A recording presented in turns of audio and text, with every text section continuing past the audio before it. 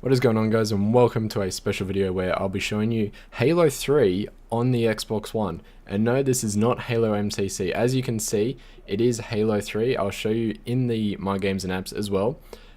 So as of yesterday, 343 Industries have officially pretty much said that Halo 1, Halo 3, Halo 3 ODST, and Halo 4 are backwards compatible on the Xbox One.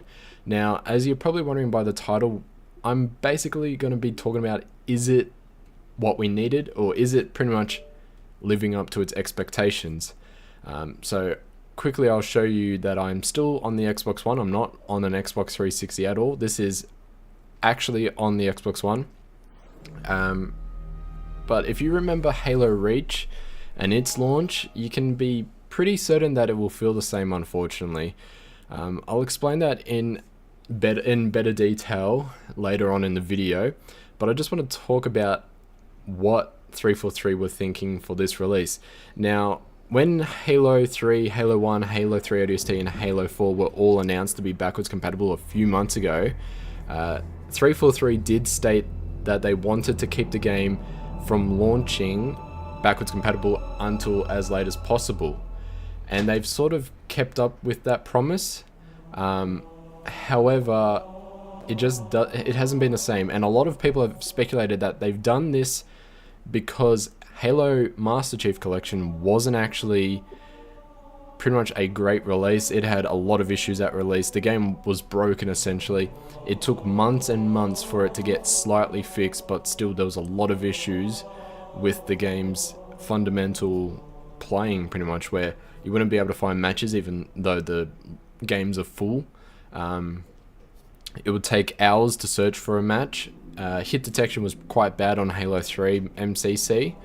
The only good thing was the frame rate. That was nice, and they did introduce a few new things, such as the gun goose. That was a new one, but there was still a lot missing from MCC, and sometimes the stats wouldn't pretty much stay updated. You would get like a really good game on Halo 3, but it wouldn't count towards your stats, so it was quite broken. I still enjoyed MCC playing it just because it was the classic Halo games and I could play it with my friends at 60 FPS, but if it had a much better launch than it did, then I reckon MCC would have been a great game for Xbox One.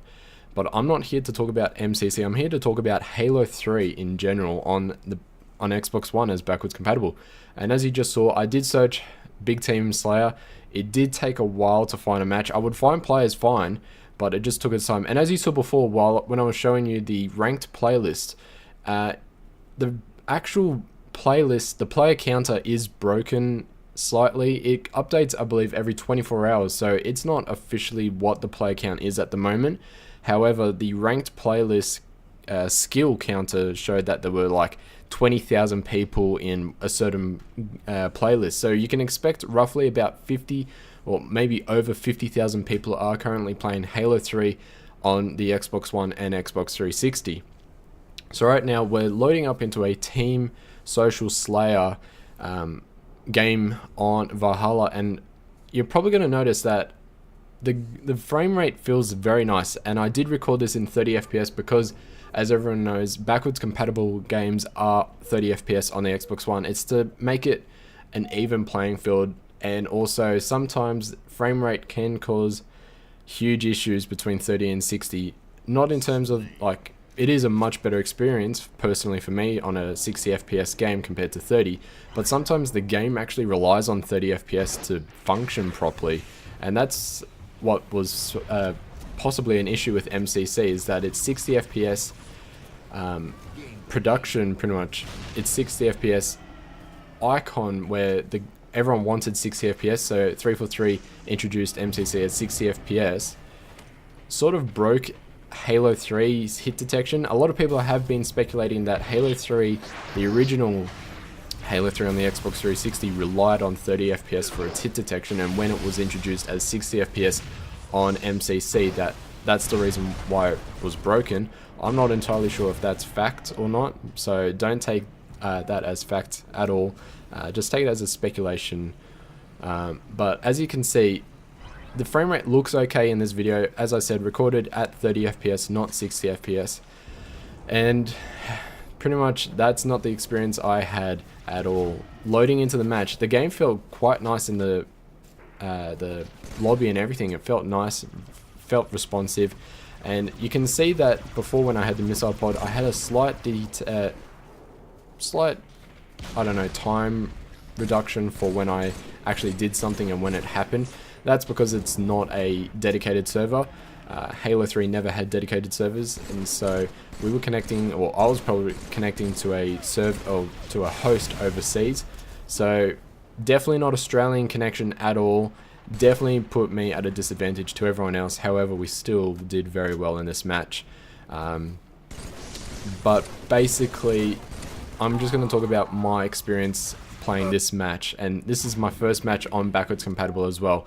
And what I experienced was it was definitely not great for frame rate. It definitely felt like 25 frames per second, not 30, and definitely not 60.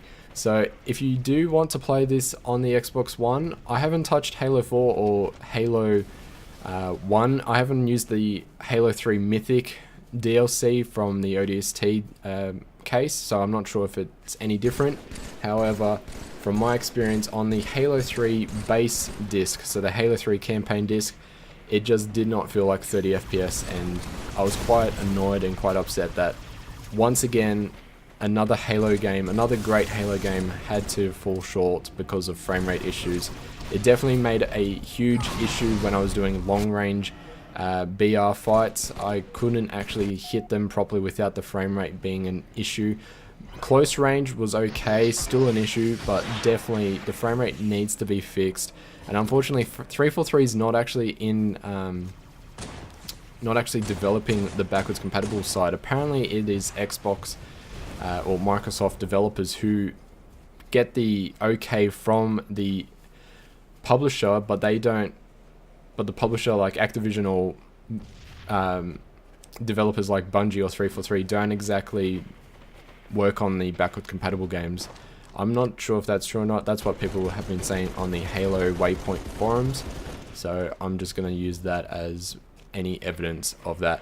So as I'm pretty much saying, and a lot of repeating of myself, the game does not feel smooth at all. It feels like it was the frame rate at Halo Reach's backwards compatible launch, and if you remember that, I have a video on that showing and discussing the frame rate issues.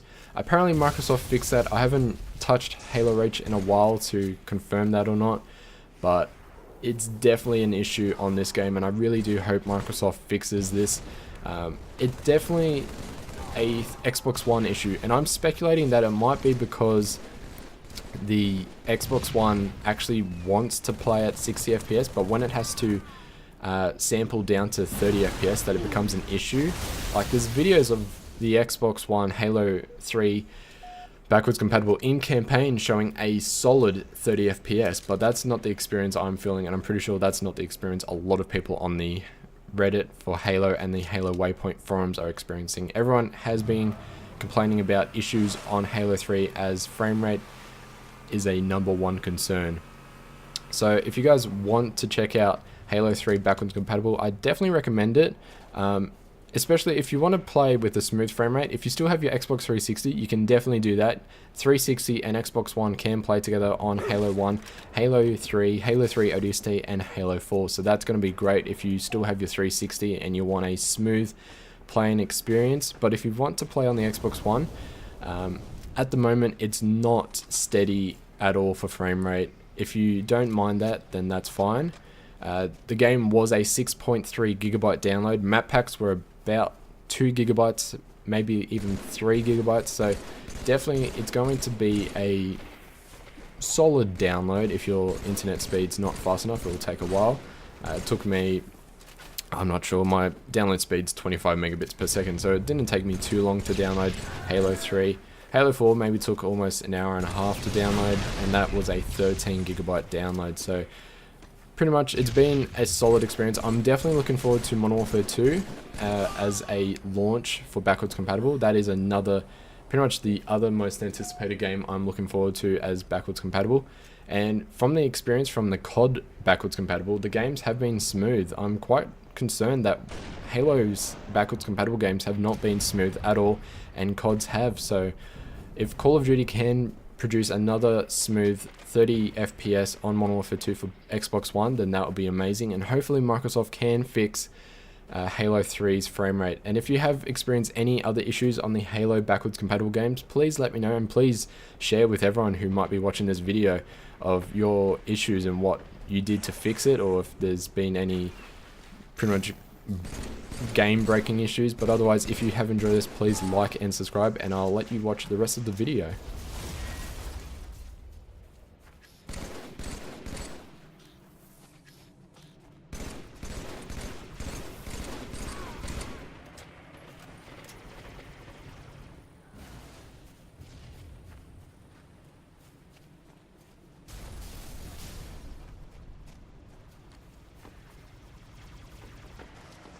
Minutes remaining.